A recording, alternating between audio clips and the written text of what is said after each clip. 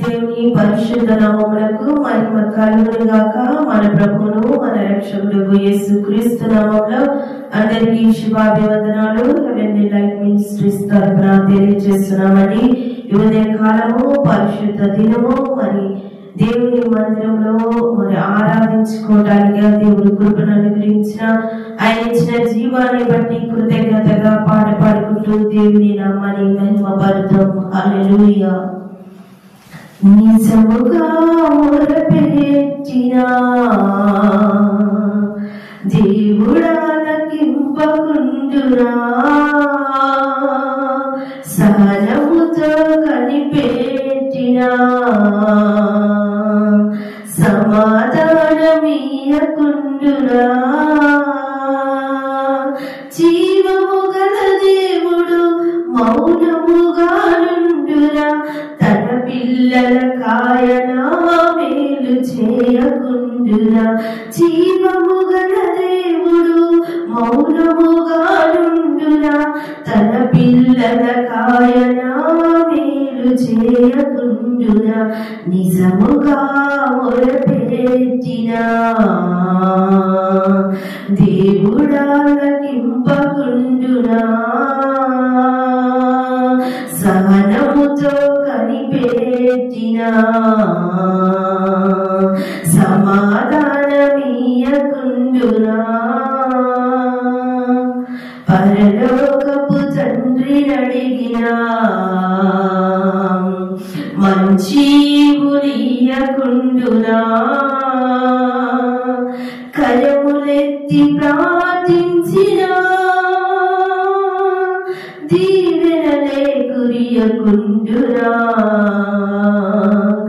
జీవము గల దేవుడు మౌనముగా నుండునా, తన పిల్లల కాయన మేలు చేయకుండునా, జీవము గల దేవుడు మౌనముగా నుండునా, తన పిల్లల కాయన మేలు చేయకుండునా, సర్వశక్తుడైన ప్రభువుకు సాధ్యము కానిదుండునా, సర్వశక్తుడైన ప్రభువుకు సాధ్యము కానిదుండునా, తన మహిమను కనపరచుటకు దయచేయక ఊరకుండునా, తన మహిమను కనపరచుటకు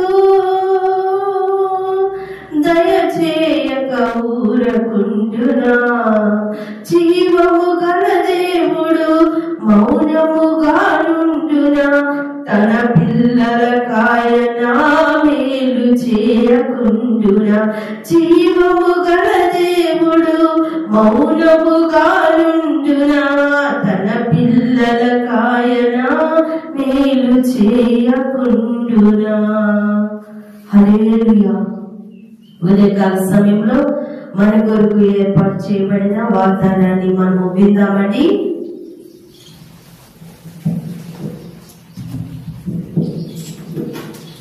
అందరికీ ప్రైజ్ ది లార్డ్. మన ప్రభువును మన రక్షకుడైన యేసుక్రీస్తు నామములో ఈ జూలై మాసం చివరి పరిశుద్ధ దినమందు మనమందరము ప్రభు మనకు అనుగ్రహించిన వాక్యము వాగ్దానము చదువుకొని మనము ధ్యానించుకుందాం. యెషయా గ్రంథము 66వ అధ్యాయము 13వ వచనము. ఒకని తల్లి వానిని ఆదరించినట్లు నేను మిమ్మను ఆదరించెదను, యెరూషలేములోనే మీరు ఆదరించబడెదరు. ఆమేన్. హల్లెలూయా. ఈ మాట ఎంతో మన జీవితాలకు అవసరమై ఉన్నది. ఆదరణ చెప్పండి. దానికి ఇంగ్లీష్లో కంఫర్ట్ అన్నారు. మరొక చోట కంఫర్ట్ అనే వర్డ్ దగ్గర మనం గమనిస్తే ఇంగ్లీష్ నుంచి తెలుగులో ట్రాన్స్లేట్ చేసినప్పుడు నెమ్మది అని రాస్తూ ఉన్నారు. మరికొన్ని చోట్ల ఓదార్పు అని రాస్తూ ఉన్నారు. మరి కొన్ని చోట్ల పరామర్శించుట అని రాస్తూ ఉన్నారు. మరి కొన్ని చోట్ల ఈ వాక్యమును ఆదరణ అనే మాటను ఈ విధంగా రాశారు. ఏ విధంగానంటే సమాధానము అనే మాటతో రాస్తూ ఉన్నారు. హల్లెలూయా. అంటే ఇంగ్లీష్లో ఒకటే వర్డ్, కానీ తెలుగులో పరిస్థితిని బట్టి సమయాన్ని బట్టి అదేం చేయబడింది, దాని రూపు మార్చబడింది. హల్లెలూయా. ఆదరించబడటం కావచ్చు, ఓదార్చబడటం కావచ్చు, నెమ్మది పొందుకోవటం కావచ్చు, లేకపోతే ఒకరిని వెళ్ళి మనము పరామర్శించటం కావచ్చు. ఇవి అన్నీ ఒకే అర్థాన్ని తెలియజేస్తూ ఉన్నాయి. హల్లెలూయా. ఇప్పుడు మనం చదివిన వాక్యమును ఒకసారి గమనిస్తే, ఒకరి తల్లి, చెప్పండి, ఒకరి తల్లి వారిని ఆదరించినట్లు. తల్లి ఎలా ఆదరిస్తుంది? ఒక తల్లి తన బిడ్డలను ఎంతగా ఆదరిస్తుందో అంతకన్నా ఎక్కువగా మన పరమ తండ్రి మనల్ని ఆదరిస్తాడు అని మాట్లాడుతూ ఉన్నాడు. ఆమేన్. ఒకసారి మనం ఈ వాక్యం చూస్తే ఈ విధంగా రాయబడుతూ ఉంది. హల్లెలూయా. చూడండి, గమనించండి. యోబు గ్రంథంలో యోబు భక్తుడిగా అనుకుంటున్నాడు. 7వ అధ్యాయం 13వ వచనంలో, నా మంచము నాకు ఆదరణ ఇచ్చును, నా పరువు నా బాధకు ఉపశాంతినిచ్చును అని నేను అనుకోనగా. ఆమె చాలాసార్లు మనము కూడా ఇలాగనే అనుకుంటాం. నాకు నా పరువు, లేకపోతే నా కుటుంబము, లేకపోతే నా స్నేహితులు, లేకపోతే నా బంధుమిత్రులు, నా స్నేహితులు, నా కన్న తండ్రి కన్న తల్లి, నా తోటి నా బంధుమిత్రులు ఇలాగా నన్ను ఆదరిస్తారు అని మనము ఆలోచిస్తూ ఉంటాం. కానీ వారి ఆదరణ, వారి ఓదార్పు, వారి ఇచ్చే ఆ నెమ్మదికరమైన మాటలు, బలపరిచే మాటలు కొద్ది కాలమే ఉంటాయి. హల్లెలూయా. ఒకసారి గమనించండి, మీ జీవితంలో గమనించుకోండి, పరీక్షించుకోండి, గుర్తు చేసుకోండి.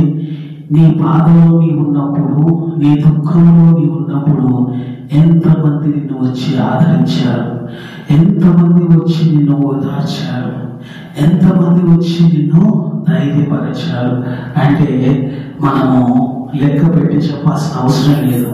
మహా అంటే 5, 10 మంది మాత్రమే ఉంటారు, అంతకు మించి ఎవరు ఉండరు. హల్లెలూయా. నాకు తెలిసి అది కూడా చాలా ఎక్కువే. హల్లెలూయా. కానీ ప్రభు ఏమంటే, మనుషులు నిన్ను మర్చిపోయినా, బైబిల్ ఏమంటుందంటే, గర్భము దాల్చిన తల్లి నిన్ను మరచిన నేను నిన్ను మరువను అంటున్నాడు. ఆమె గర్భము పుట్టిన బిడ్డను తల్లి మరచిన, తన గర్భంలో నుంచి వచ్చిన బిడ్డను తల్లి మర్చిపోతుందా అంటే చెప్పలేం. మర్చిపోవచ్చు. మనం చూస్తున్నాం. ఇప్పుడున్న కాలము, ఇప్పుడున్న సమాజము, ఇప్పుడున్న పరిస్థితులు కన్న వారిని, లేకపోతే పెంచిన వారిని కూడా మర్చిపోయేవారు. పుట్టిన బిడ్డలను కూడా మర్చిపోయే తల్లిదండ్రులు ఎంతో మంది ఉన్నారు. అందుకనే ముందుగానే వాక్యాలు రాస్తూ ఉన్నాడు ఆయన. రాబోతున్న కాలం ఇలా ఉంటుంది.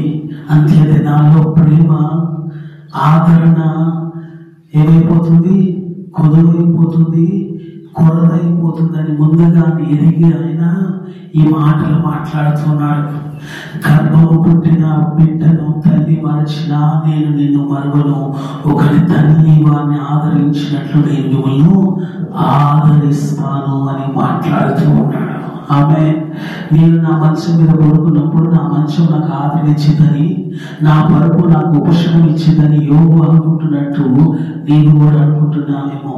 వాళ్ళ దగ్గరకు పోతే కొంచెం ఆదరణ వస్తుంది, వీరితో మాట్లాడితే కొంచెం ఉపశమనం వస్తుంది, వీరితో సమయం కనపడితే నాకు కొంచెము ధైర్యం వస్తుంది అని అనుకుంటున్నామేమో. అది కొద్దిసేపే, కొన్ని నిమిషాలే, కొన్ని గడియలే. కానీ దేవుడిచ్చే ఆ గొప్ప ఆదరణ, గొప్ప ఓదార్పు ఈ లోకంలో ఎవరు ఇవ్వలేరు. కాబట్టి ఒకసారి ఆయన ఆదరణను, ఆయన ఆదరించే ఆ గొప్ప ఆదరణను మనము పొందుకోవటానికి ముందుకు వద్దాం. హల్లెలూయా. యెషయా గ్రంథము 12వ అధ్యాయము 1వ వచనంలో ఈ విధంగా అంటున్నాడు, చూడండి. ఆ దినమున మీరు ఇలాగందురు, మనం అంటామంట ఒక రోజు ఇలాగన, ఏమని అంటామంట? యెహోవా నీవు నా మీద కోపపడితివి. చెప్పండి, ఏమంటామంట ఒక రోజు మనము? యెహోవా నీవు నా మీద కోపపడితివి, నీ కోపము చల్లారెను. ఆమేన్. హల్లెలూయా. ఏదంట? దేవుడు మన మీద కోపపడ్డాడంట, అలాగనే ఆయన కోపము చల్లారిందంట.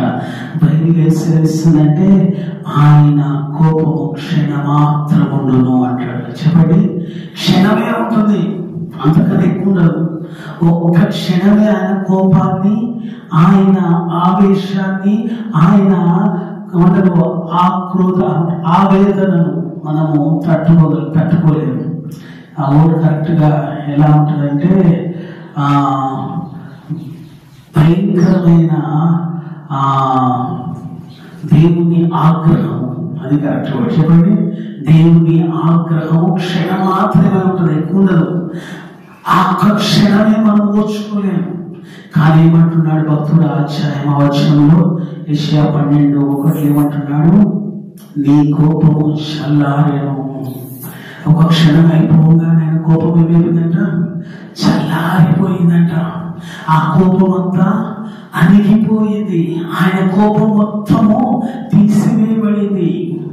దాన్ని బట్టి ఆ భక్తుడు అంటున్నాడు, నిన్ను నేను స్తుతించుచున్నాను, నీవు నన్ను ఆదరించి ఉన్నావు. ఆమేన్. దేవుడే కోపడతాడు, దేవుడే ఆదరిస్తాడు. ఆయనే గాయము చేస్తాడు, ఆయనే గాయము కడతాడు. హల్లెలూయా. చూడండి, ఆయన ఎంత గొప్ప దేవుడు. ఆయనే గాయం చేస్తాడు, ఆయనే కోపడతాడు, ఆయనే ఆగ్రహం చూపిస్తాడు. కానీ తిరిగి ఆయనని వాత్సల్యత చూపిస్తాడు. క్షణం మాత్రమే కోపపడ్డాను, కానీ శాశ్వత కాలం నేను నీకు నా వాత్సల్యత చూపించుచున్నాను అంటున్నాడు. శాశ్వత కాలం. క్షణం మాత్రం ఓర్చుకుంటే చాలా ఆయన కోపాన్ని, ఆయన నిన్ను నన్ను ఆదరించి వాత్సల్యత చూపించే దేవుడు. ఆమేన్. హల్లెలూయా. యోబు 16:5 ఈ విధంగా రాస్తున్నాడు, అయినను నేను నా నోటి మాటలతో మిమ్మల్ని బలపరిచేదను, నా పెదవుల మాటలు మిమ్మల్ని ఓదార్చి ఆదరించును. హల్లెలూయా. దేవుని మాట వలన మనం ఏం చేయబడతాం? చెప్పండి, మనము బలపరచబడతాం. ఆయన మాట వలన మనము ఓదార్చబడతాం, ఆయన మాట వలన మనము ఆదరించబడతాం. ఆమేన్. హల్లెలూయా. కీర్తనకారుడు రాస్తూ ఉన్నాడు 94వ కీర్తనలో ఈ విధంగా రాయబడింది. ఒకసారి చదువుకుందాం. 19వ వచనము ఏమని అంటున్నాడు చూడండి ఒకసారి. ఇక్కడ భక్తుడు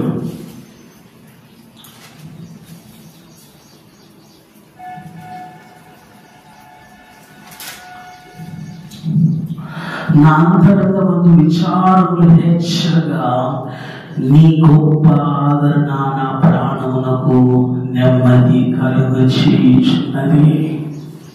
ఆమేన్. దేవుని మాట వలన హెచ్చుగా ఉన్న మన హృదయ అంతరంగంలో ఉన్న వేదన, బాధ, దుఃఖము, కన్నీరు దేవుని మాట వలన మనకు ఆదరణ వస్తుంది. అదే అంటున్నాడు యోబు భక్తుడు కూడా, నీ నోటి మాటతో మమ్మల్ని బలపరిచావు, నీ మాట చేత ఓదార్చావు, నీ మాట చేత ఆదరించావు అంటున్నాడు. ఈ ఉదయకాలము, ఈ పరిశుద్ధ దినము, ఈ పునరుద్ధాన దినమందు నీవు ఇంకా ఆదరించబడకపోతే, నీవు ఇంకా ఓదార్చబడకపోతే దేవుడు నీతోనే నాతోనే మాట్లాడుతూ ఉన్నాడు. ప్రియమైన దేవుని సంగమా, దేవుని కుటుంబమా, దేవుడు మనల్ని బలపరుస్తూ ఉన్నాడు తన వాక్యం చేత. దేవుడు తన మాట చేత ధైర్యపరుస్తూ ఉన్నాడు. మోషే చనిపోయినప్పుడు యెహోషువను దేవుడు ధైర్యపరిచాడు. ఏమని ధైర్యపరిచాడు? నేను మోషేకు తోడై ఉండినట్లు నీకును నేనేమై ఉంటాను, తోడై ఉంటాను అని. ఆమేన్, హల్లెలూయా. ఈ ఉదయకాలము దేవుని మాట చేత మనము బలపరచబడదాం. దేవుని మాట చేత ఉదార్చబడదాం. దేవుని మాట చేత మనమందరము ఆదరణ పొందుకున్నాం. ఆమేన్. యేసుక్రీస్తు పరిశుద్ధాత్మ దేవుడి గురించి చెప్పబడిన మాట ఏంటంటే, నేను పరలోకానికి ఎక్కిపోతాను, తండ్రి అయిన దేవుడు మీకు అనుగ్రహించవు పరిశుద్ధాత్మ దేవుడు ఆదరణకర్తగా మీ మధ్యకు వచ్చును అన్నాడు. ఆమేన్. ఆదరణకర్త అయిన పరిశుద్ధాత్మ దేవుడు మన మధ్యలో సంచరిస్తూ వసిస్తూ ఉన్నాడు. ఆయన ఈ పరిశుద్ధమైన దినమందు ఆదరణకర్త అయిన దేవుడు మనందరినీ ఆదరించును గాక, మనందరినీ బలపరచును గాక. చివరిగా ఒక మాట చదివి నేను ముగించేస్తాను. 2 కొరింథీ పత్రిక 1:4 దేవుడు మమ్మును ఏ ఆదరణతో ఆదరించెను. ఆమేన్. చెప్పండి, పౌలు భక్తుడు ఏమంటాడు? దేవుడు మమ్మును ఏ ఆదరణతో ఆదరించుచున్నాడో ఆ ఆదరణతో ఎట్టి శ్రమలలోనైనా ఉన్నవారైనను ఆదరించుటకు శక్తి గలవారమగునట్లు ఆయన మా శ్రమ అంతటిలో మమ్మను ఆదరించుచున్నాడు అని రాస్తున్నాడు పౌలు భక్తుడు. మాకు శ్రమలున్నాయి, మాకు హింసలున్నాయి, మాకు ఉపద్రవాలున్నాయి, మాకు భయంకరమైన దేవుడి లోకంలో మమ్మల్ని ఎన్నో రకాలుగా హింసిస్తూ ఉన్నారు. అయినా కానీ దేవుడు మమ్మల్ని ఆదరిస్తూ మమ్మల్ని నడిపిస్తూ ఉన్నాడు అని మాట్లాడుతూ ఉన్నాడు పౌలు భక్తుడు. ఈ పరిశుద్ధ దినమందు సంఘం ఎంతో శ్రమలతో ఉంది, హింసలతో ఉంది, భయంకరమైన ఉపద్రవాలతో ఉంది. పర్వాలేదు, పరిశుద్ధాత్మ దేవుడు మనల్ని ఆదరిస్తాడు, మన కుటుంబాన్ని ఆదరిస్తాడు, మన జీవితాన్ని ఆదరిస్తాడు. కాబట్టి ధైర్యంగా ఆయన కొరకు జీవిద్దాం. దేవుడి మాటలు దీవించును గాక. ఆమేన్. పరిశుద్ధుడా మా ప్రియ పరలోకపు తండ్రి, ఈ పరిశుద్ధ పునరుద్ధాన దినమందు నువ్వు ఇచ్చిన ప్రభా శ్రేష్టమైన వాక్యమును బట్టి, వాగ్దానమును బట్టి, మమ్మల్ని బలపరిచిన విధానం బట్టి నీకు వందనాలు. ఒకరి తల్లి వారిని ఆదరించినట్లు నేను మిమ్మల్ని ఆదరించగలను అని మాతో మాట్లాడి ఉన్నారు. అవును ప్రభా, నీ మాట చేత మమ్మల్ని బలపరచండి, నీ మాట చేత మమ్మల్ని ధైర్యపరచండి, నీ మాట చేత మమ్మల్ని ఆదరించండి, నీ మాట చేత ఓదార్చండి, నీ మాటలో మాకు నెమ్మది దయచేయండి. మీరు మహిమ పొందండి. శ్రమలు రావచ్చు, హింసలు రావచ్చు, ఉపద్రవాలు రావచ్చు. ప్రభా తండ్రి మీకు వందనాలు. ఎటువంటిది వచ్చినా కానీ నీ మాట చేత ఆదరించబడిన వారిని ఈ లోకంలో నీ కొరకు జీవించే కృపను దయచేయండి తండ్రి. పరిశుద్ధ దినము నీ మందిరానికి వచ్చి మేమందరం నేను స్తుతించి నేను ఘనపరిచి నేను మహిమపరిచే కృపను మాకు దయచేయమని సమస్తమైన మహిమ ఘనత ప్రభావమును నీకు చెల్లిస్తూ యేసు నామమున అడుగుచున్నాము ప్రియ తండ్రి. ఆమేన్. హల్లెలూయా. అందరికీ ప్రైజ్ ది లార్డ్. ప్రతి ఒక్కరూ పరిశుద్ధమైన మందిరానికి వచ్చి ప్రభువుని ఆరాధించండి. మా హెవెన్ లైట్ మినిస్ట్రీస్ నారపల్లి సంఘంలో ఉదయకాలం 9 గంటలకు ఆరాధన ప్రారంభించబడుతుంది. మీరందరూ ప్రభు సన్నిధికి వచ్చి ప్రభుని ఆరాధించి ప్రభు పనిలో పాల్పంచుకోవాల్సిందిగా ప్రేమపూర్వకంగా నేను ఆహ్వానం తెలుపుతూ మాటలు ముగిస్తూ ఉన్నాను. ఆమేన్.